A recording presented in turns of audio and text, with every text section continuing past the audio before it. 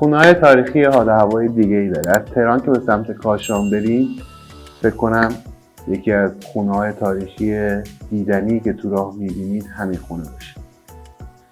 اینجا هم که آسیابشون.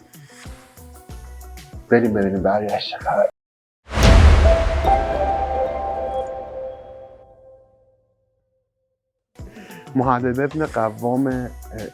محمد ابن ابراهیم قوام شیرازی یا همون ملا صدرا اینجا خونشه و برخلاف چیزی که توی ذهن خیلی حتی خود من بود که فکر می‌کردم از شیراز تبعید شده، ولی نه، اون توی مکتب خونه خواجه در اصفهان درس اجتهاد میداده و از اونجا به دلیلی که نظریاتش با نظر خیلی از فقیه‌های اون موقع اختلاف داشته تبعید میشه و 15 سالی رو توی اینجا که حک قوم سلطان بزنیم. با هم بریم و خونه کوچیکش رو ببینیم.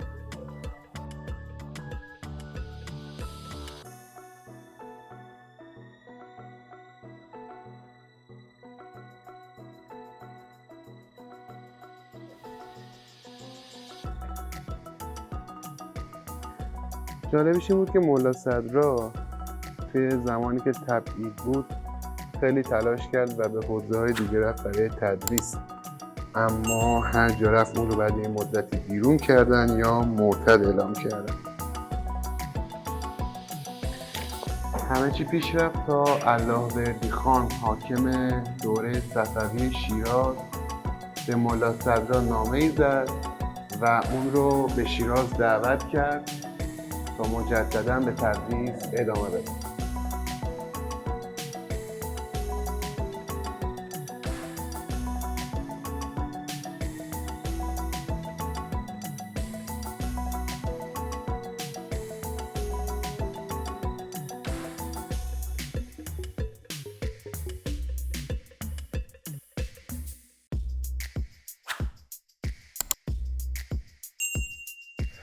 روستای کوچیک کهک سعی کرده که یک جشنواره امسال در این خانه قدیمی برگزار کنه که سفره هفسین اینجا و میز نقاشی کودکان هم در اون ور خونه مشاهده میکنید که امیدوارم این جشنواره آسیبی به این بنای تاریخی نزنه.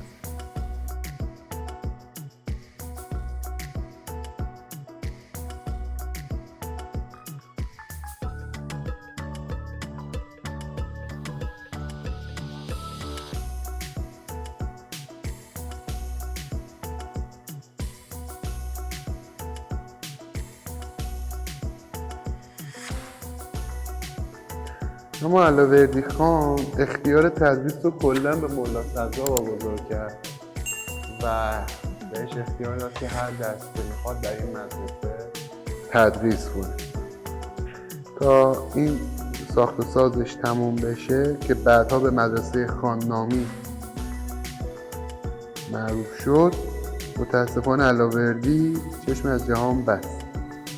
فرزند او قلی خان که از دوستان نزدیک ملا صدرا بود جانشین اون توی شیراز شد و تونست بخششش رو از پادشاهان صفوی بگیره، اگر اشتباه نکنم شاه عباس، و مجدداً ملا صدرا از اینجا به شیراز برمیگرد و تمام کارهایی که ما از ملا صدرا به یاد داریم مال دوره برگشتش